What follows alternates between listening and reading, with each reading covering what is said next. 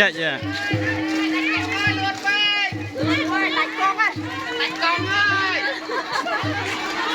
lượt về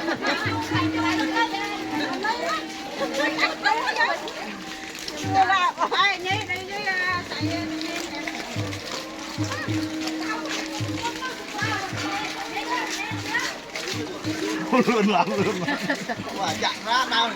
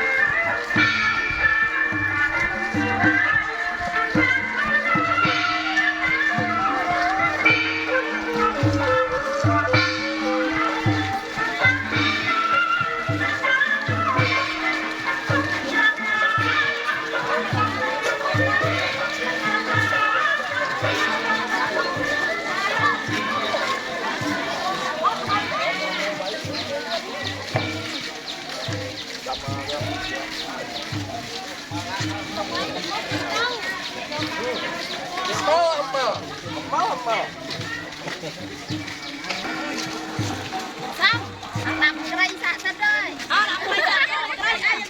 anh quen quen mất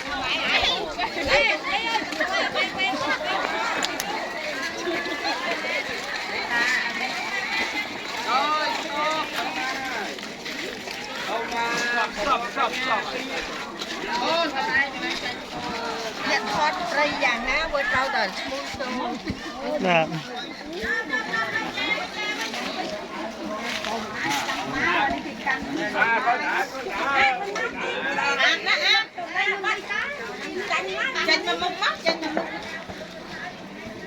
dẹp thao không